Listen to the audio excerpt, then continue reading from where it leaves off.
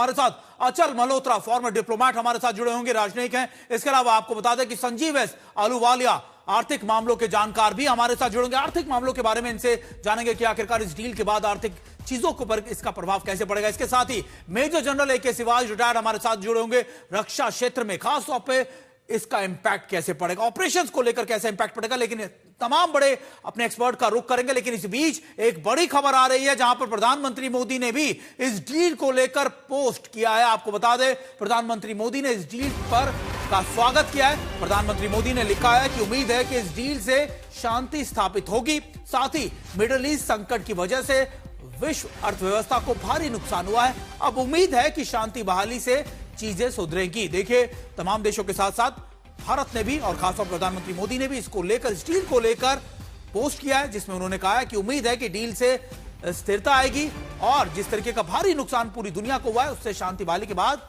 चीजें सुधरेंगी। चलिए हम अपने गेस्ट का रुख करते हैं। सबसे पहले बात करते हैं अचल मल्होत्रा सर, डील तो सील हो गई है। देखिए 14 सूत्री जो बातचीत थी, समझौते थे या फिर जो शर्तें थी, उनको भी मान लिया गया है, लेकिन कुछ शर्तों के अंदर ऐसे पहलू हैं, कुछ ऐसे लॉ क्लॉज हैं जो दिखाते हैं कि ये पीस लंबी चलती हुई नहीं दिख रही है। नमस्कार सुमित, एंड मेरे को पैनलिस्टों को भी नमस्कार। नहीं, बिल्कुल आपने सही कहा। देखिए, सबसे बड़ा इंट्रीगिंग तो ये है, अनाउंसमेंट आज हुआ है और डील आज से 4 या 5 दिन बाद होने वाली है। आपने कहावत सुनी है, many a slip between cup and the lip. उम्मीद करते हैं कि प्याला होठ तक आते आते छलक नहीं जाएगा जी। और ये बात दिल्ली दूर है, अभी ये नहीं बन के रह जाएगी। दूसरी बात ये कि इसकी जो गॉड इज इन डिटेल्स, तो डिटेल्स अभी खुल के बाहर नहीं आई। दोनों साइड ये प्रोजेक्ट करने की कोशिश कर रहे हैं कि विन विन सिचुएशन है।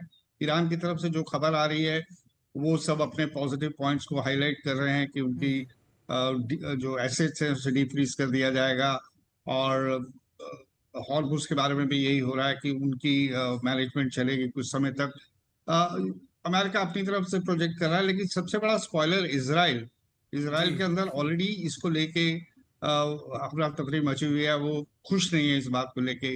लेबनान का क्या होगा, वो जो इनकी वो है एक्सेस, जो इनके वो हैं अपना हिजबुल्ला, हुतीज, हमास, उसके बारे में इसमें कुछ बात होगी या नहीं होगी, और न्यूक्लियर पे क्या फाइनल हुआ है। तो जब तक डिटेल सामने नहीं आ जाती, लेकिन हैविंग सेड ऑल दैट, ये एक अच्छी खबर है। आने वाले वक्त में लग रहा है कि शांति स्थापित होगी, कम से कम 60 दिन के लिए और राहत मिलेगी और इन 60 दिनों में निटी ग्रिटीज पे बात होगी। मेरी अपनी अंडरस्टैंडिंग ये है कि जो एमओयू या जो भी एग्रीमेंट ये साइन करने वाले हैं फ्राइडे को, एक फ्रेमवर्क रहेगा और जिसमें इन सभी मुद्दों के ऊपर मोटे मोटे तौर से सहमति जताई जाएगी और फिर वो 60 दिनों में देखा जाएगा कि आगे इसे कैसे इम्प्लीमेंट किया जाए। बिल्कुल। और उम्मीद करना चाहिए कि मोस्ट ऑफ द इश्यूज दोनों को एक्सेप्टेबल होंगे और बाकी फिर अगर ऐसा हो जाएगा तो stability, security, energy supply chain, बहुत बड़ा पूरी दुनिया को जो है इसका फायदा। सर हमारे साथ जनरल सिवाज भी है। जनरल सिवाज, एक बात बताइए, जब आप लेबनान की बात करते हैं, जब आप इजराइल की बात करते हैं, इजराइल ने तो डील के अनाउंस होने के कुछ ही घंटे में अनाउंस कर दिया कि हम तो इसको मानने वाले नहीं है। तो क्या डोनाल्ड ट्रंप के लिए सिर्फ एक तरीके का ये फेस सेविंग थी जहां पर उन्होंने बात कर ली?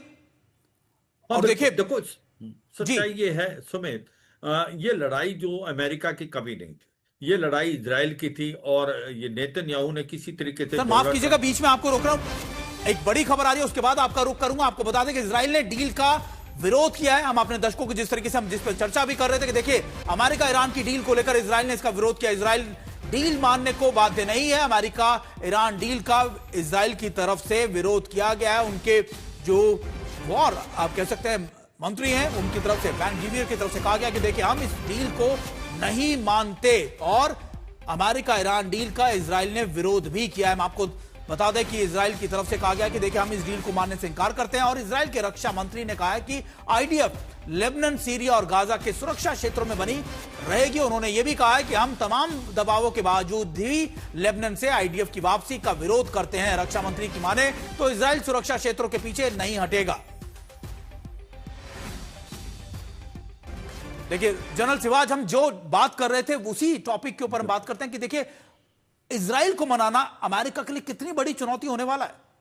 हाँ बिल्कुल, बहुत बड़ी चुनौती है। और जैसे हम बात कर रहे थे कि भाई ये लड़ाई तो कभी अमेरिका की थी नहीं, अमेरिका तो इजराइल के कहने पे इस लड़ाई पे आया था, मगर डोनाल्ड ट्रंप को लगा था ये दलदल में फंस गए और उनका निकलना बहुत जरूरी था। उनकी खुद की पॉपुलैरिटी डाउन हो रही है, मिड टर्म इलेक्शन है, 14 जुलाई को 250 की इनकी एक प्रकार से इंडिपेंडेंस की सेलिब्रेशन है। अब बात ऐसी है, क्या इजराइल इस चीज को मानेगा जो डील हुई है? ये एक सबसे बड़ा क्वेश्चन, और मुझे लगता नहीं इजराइल कभी मानेगा। इजराइल का मानना यह है कि जो हिजबुल्लाह है लेबनान के अंदर, वो नदन इजराइल पे हमले करता है, 1 से 1.5 लाख के करीब लोग पलायन कर गए हैं। और अब जो इजराइल की फोर्स जो लिटानी नदी है जो 30 किलोमीटर दूर है, उससे आगे जाके जारानी जो नदी है वहां तक पहुंच गए, और वो ये कह रहे हैं कि जो हिजबुल्लाह है वो अभी भी हमला कर रहा है और हिजबुल्लाह की ताकत और काबिलियत अभी भी बरकरार है, और इजराइल इसका हिस्सा नहीं है डील का।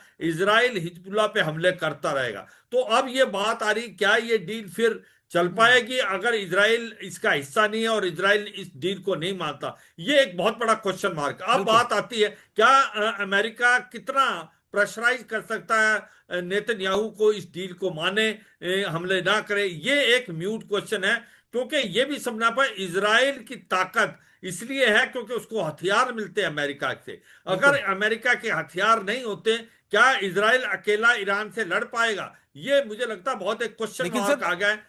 मगर एक बात है सुमित, कि इसका सबसे बड़ी प्रॉब्लम यही डील में है, इसमें गिव एंड टेक है। मुझे लगता है ज्यादातर ईरान को फायदा है, मगर इसके अंदर एक कड़ी है जो कि कमजोर है, वो है इजराइल की। क्या नेतन्याहू इस डील को मानने के लिए तैयार है? अगर वो नहीं मानते, जिस तरीके के संकेत मिल रहे हैं, जिस तरीके के इंडिकेशन मिल रहे हैं, उससे तो नहीं लग रहा कि इजराइल मानेगा। और अगर मान भी गया तो एक फौरी तौर पर या कुछ टेम्पररी फेज के लिए जरूर मानेगा, लेकिन बाद में फिर अपने ऑपरेशंस की शुरुआत ना करते। संजीव सर, इस 107 दिनों के अंदर पूरी दुनिया की अर्थव्यवस्था को, आर्थिक हालातों को घुटने पे ला दिया।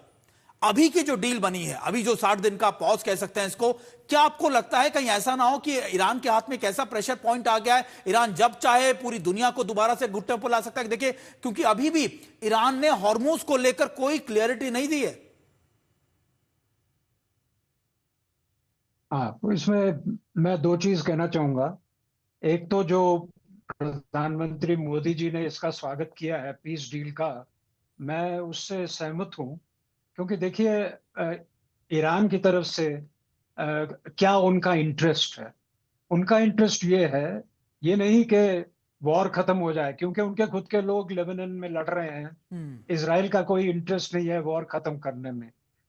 जो वॉर हम खत्म करना चाह रहे हैं वो है American involvement in the war. तो अगर ये हो सकता है कि अमेरिका इस वॉर को छोड़ दे, तो इजराइल और ईरान का तो पुराना मसला है, वो चलता रहेगा। बट वो इतना हानिकारक नहीं हो सकता जितना अमेरिकन इन्वॉल्वमेंट अगर इसमें रहा वो हो जाएगा। तो पहला पॉइंट तो ये है। दूसरा ये है कि देखिए, जहां तक अर्थव्यवस्था को खराब करने का सवाल है, तेल की कीमत अगर बढ़ जाएगी तो निश्चित है कि अर्थव्यवस्था पे फर्क पड़ेगा। पूरे दुनिया की अर्थव्यवस्था पे इसका कुप्रभाव पड़ेगा। परंतु एक चीज नोट करिए कि जो रिजर्व्स हैं ऑयल के, लगभग 4 बिलियन बैरल रिजर्व्स हैं पूरे ग्लोबल, और उसमें से जो अभी यूज हुए हैं वो केवल 400 मिलियन बैरल यूज हुए हैं। तो काफी हद तक दुनिया के पास अभी भी रिजर्व कायम है। तो ऐसा नहीं है कि बिल्कुल खाली हो चुका है। आखिरी करण पे हम पहुंच चुके हैं। जहां तक हॉर्मूज का सवाल है, हॉर्मूज तो सभी लोग चाह रहे हैं कि खुल जाए। हॉर्मूज जब खुला था तब भी इन दोनों के बीच में प्रॉक्सी वॉर चलती थी, और वो प्रॉक्सी वॉर चलेगी, उसको कोई नहीं रोक सकता। क्योंकि जो विशाल इजराइल का सपना है, जब तक वो खत्म नहीं होता है, ये वॉर खत्म नहीं। और शायद मुझे लगता है कि संजीव सर, अभी एक नया न्यू नॉर्मल बन गया है कि देखिए अब ये युद्ध चलता रहेगा, परिस्थितियां ऐसी बनी रहेंगी, क्योंकि ये परिस्थितियां बदलती हुई बहुत जल्दी से एक परमानेंट सोल्यूशन इसका निकलता हुआ नहीं लग रहा है। हम अपने, तो आपका रुख करूंगा सर दोबारा से, लेकिन इस बीच अपने दर्शकों को यह भी बताना जरूरी है कि आखिरकार वो 14 पॉइंट्स कौन कौन से हैं जिसको लेकर अमेरिका और ईरान के बीच में सहमति बनी है। आप अपने टीवी स्क्रीन पर लगातार देखें कि ये वो 14 पॉइंट है जिनको लेकर ये सहमति बनी है। दरअसल आप अगर इन पॉइंट्स को देखें, जिसमें स्ट्रेट ऑफ हॉर्मूज की बात की गई है, और कैसे आगे बढ़ेगा ये भी आपको बताएंगे कि कैसे इस तमाम चीजों के अंदर कुछ ऐसे पॉइंट्स भी हैं जिनको लेकर ये माना जा रहा है कि देखिए कहीं ऐसा ना हो कि ये टेम्पररी फेज जो है एक बड़े कॉन्फ्लिक्ट में तब्दील ना हो जाए।